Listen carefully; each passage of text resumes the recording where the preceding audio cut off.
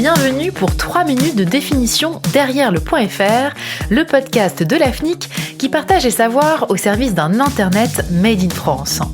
Dans ce podcast, vous allez apprendre à détecter et à réagir face au phishing, dit l'hameçonnage en français. Alors, le phishing, qu'est-ce que c'est ? Le phishing, c'est une technique d'escroquerie utilisée sur un site web semblable à celui d'une entreprise ou d'une administration connue pour dérober des données personnelles d'utilisateurs. Ces données peuvent être des mots de passe ou des coordonnées bancaires, par exemple. Alors, comment s'y prennent-ils pour attirer les utilisateurs ? Eh bien, généralement, les auteurs de ce type d'infraction envoient des spams par email ou des SMS non sollicités.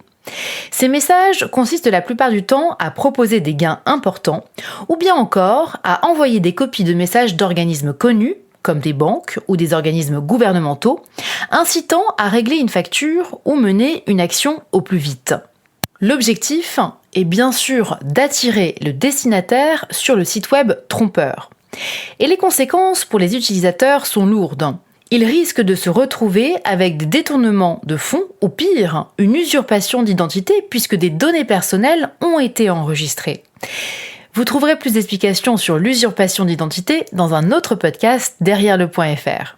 Les pirates informatiques vont reproduire le plus exactement possible les communications habituelles des organismes imités. Et on peut constater à quel point leurs techniques se sont perfectionnées. Désormais, les erreurs de copie sont difficiles à trouver. Les pirates vont même jusqu'à utiliser le typo-squatting pour disposer d'une adresse de site internet très approchante de l'organisme copié et ainsi tromper plus sûrement les internautes. Vous trouverez d'ailleurs plus d'explications sur le typo-squatting dans un autre podcast derrière le .fr. Comme l'explique Stéphane Burtsmeyer, ingénieur expert R&D à l'AFNIC, les méthodes peuvent même être encore plus complexes. En avril 2018, par exemple, lors du hameçonnage de MyEtherWallet, le pirate avait effectué un détournement de trafic pour que les tentatives d'accès à myetherwallet.com aillent à ses serveurs DNS, DNS pour Domain Name System, et non plus aux serveurs légitimes. Mais la plupart du temps, les pirates comptent simplement sur l'absence de vérification de l'éditeur du site par l'utilisateur. La première recommandation à suivre pour éviter de se faire piéger, dès que des informations personnelles vous sont demandées, préférez accéder par vos propres moyens au site internet officiel. Et au moindre doute, n'hésitez pas à appeler les organismes concernés. Dans le cas où vous vous seriez malheureusement fait piéger, faites immédiatement opposition à vos moyens de paiement si vous avez communiqué des informations financières. Changez vos mots de passe sur le site concerné et sur les autres sites où vous utilisiez éventuellement le même.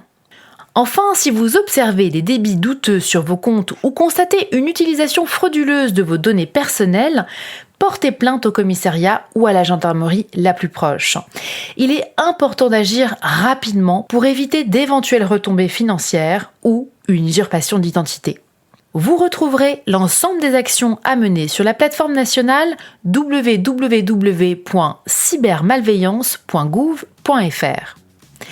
Pour découvrir d'autres définitions, rendez-vous sur les autres podcasts consacrés à la lutte contre les abus sur les noms de domaine sur afnic.fr. Avec Derrière le .fr, les experts du numérique et de l'AFNIC vous invitent à décrypter les enjeux d'Internet.